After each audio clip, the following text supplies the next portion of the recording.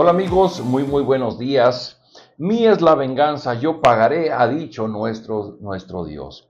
Y hay ocasiones cuando nosotros tomamos venganza por nuestra propia mano y entonces pues quedamos sujetos a la justicia de Dios. Vamos a leer hoy en Josué capítulo 18, justamente cuando le es entregada la tierra a la tribu de Simeón. Voy a leer para ustedes los primeros versículos del 1 al 9, dice así.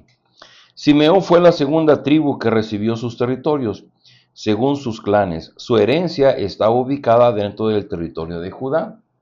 Le pertenecían las siguientes ciudades: Beerseba, Moladá, Hazar, Sual, Balá, Esen, El Tolad, Betún, Jorná, Siglag, Bet-Marcabot, Hazar Susá, Bet-Lebaot, Surajem, es decir, 13 ciudades con sus poblaciones, y Allín, Rimón, Éter y Asán, es decir, 4 ciudades con sus poblaciones. A estas ciudades se agregaban los pueblos que se contaban hasta los bordes de Balat-Ber, ciudad de Ramat ubicada en el Negev.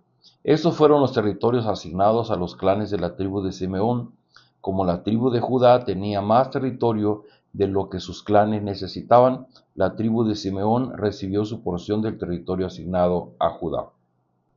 Bueno, tenemos aquí la porción en la que se explica que el territorio que se le entregó a la tribu de Simeón. Pero llama la atención que desde el principio dice en el versículo 1 que la herencia de Simeón estaba ubicada dentro del territorio de Judá. Y hacia el final de la porción que he leído, dice, da la explicación que como la tribu de Judá tenía un territorio más amplio, entonces la tribu de Simeón recibió su porción del territorio asignado a Judá.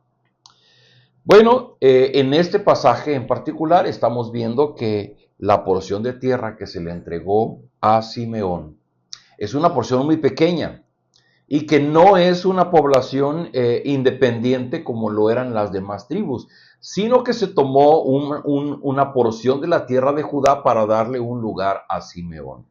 Pero ¿a qué obedece esto? Bueno, voy a tener que relatar algo de la historia de Simeón. Simeón fue uno de los hijos de Jacob y Simeón característicamente entendemos, de acuerdo a la historia, que era un hombre colérico y violento. Y por ejemplo se narra en el libro de Génesis capítulo 34 que en una ocasión tenía una hermana llamada Dina y su hermana fue raptada y fue mancillada por un heveo de una población llamada Siquem. Era el hijo de un gobernante. Y cuando Jacob y sus hijos se enteraron, dice el pasaje en Génesis 34, que se entristecieron y enojaron mucho por la forma vil en que había sido tomada esta hija de Israel. Y dice el pasaje que todos los hermanos conspiraron un plan que consistía en convencer a estos hombres de la tribu del pueblo de Siquem de ser circuncidados para poder tener una relación como pueblos, como hacerlo parte del pueblo israelita.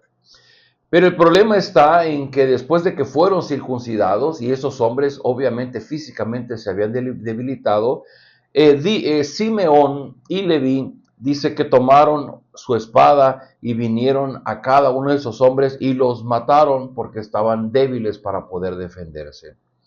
Cuando Jacob se dio cuenta de esto, reprendió a Simeón por su acto sangriento y les dijo, me han turbado por hacerme tan abominable ante los moradores de las tierras, los cananeos y los fereceos. Así que posteriormente, cuando Jacob estaba a punto de morir, ustedes saben que allá en Génesis 49, Jacob profirió una profecía para cada uno de sus hijos. Particularmente Simeón y Leví les dijo, ustedes son armas de iniquidad. En su consejo no entre mi alma ni mi espíritu se junte en su compañía. Porque en su furor mataron hombres y en su temeridad desjarretaron toros. Maldito su furor que fue fiero y su ira que fue dura. Yo los apartaré en Jacob y los apartaré en Israel. Y las palabras de Jacob se cumplieron años después, cuando conquistaron la tierra prometida, precisamente Simeón se quedó sin una porción de tierra. Y la sentencia se cumple cuando es tomada un pequeño territorio de Judá para darle un espacio a la tribu de Simeón.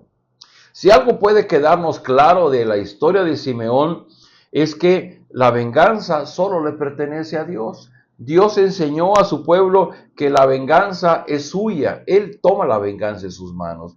Pero cuando nosotros tomamos la venganza, lo único que hacemos es que exacerbamos la violencia.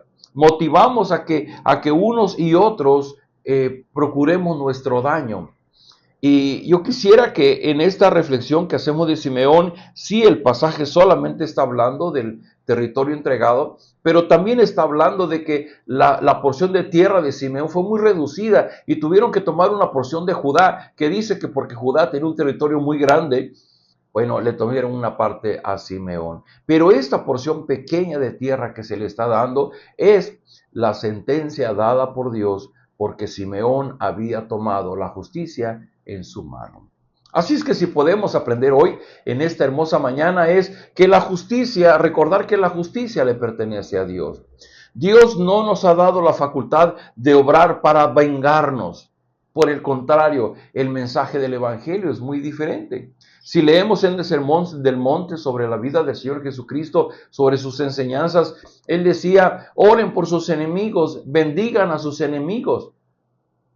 Y el mensaje del Evangelio es una expresión del inagotable amor de Dios sobre nosotros.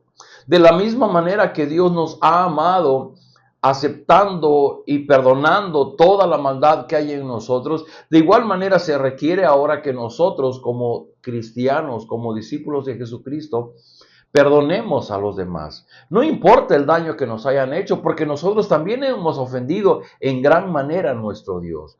Y un reflejo del amor de Dios en nosotros es el perdonar a los demás. Por lo tanto, cuando somos seguidores de Jesucristo, no se nos es permitido tomar la venganza por nuestra propia mano. Dios juzga desde el cielo y esos actos de injusticia, Él en algún momento los va a cobrar por sus hijos, por su pueblo. Porque el pueblo de Dios es como esa hermosa niña de sus ojos que nadie debería de dañar. Y cuando alguien daña la niña de sus ojos, Dios va a obrar en consecuencia, pero contra el que provocó la injusticia. Así que si en esta mañana pudiéramos tomar un mensaje es recordar que no podemos tomar venganza por nuestra propia mano. Por el contrario, si nosotros nos hemos encontrado con la cruz de Cristo y la cruz de Cristo puede revelarnos el gran amor de Dios, su misericordia, precisamente gracia que significa el favor de Dios que no merecemos y su misericordia que significa el perdón de Dios que tampoco merecemos por aquellas cosas que nos libra de aquel mal, de aquel castigo de Dios que sí merecemos, podemos entonces darnos cuenta que se requiere de aquellos que somos discípulos de Jesucristo que obremos en consecuencia con las personas que están con nosotros. Así es que yo te invito a que tomemos esto en cuenta y rápidamente déjeme leer sobre Zabulón. Dice, Zabulón fue la tercera tribu que recibió su territorio según sus clanes. La frontera del territorio se extendía hasta Sarid.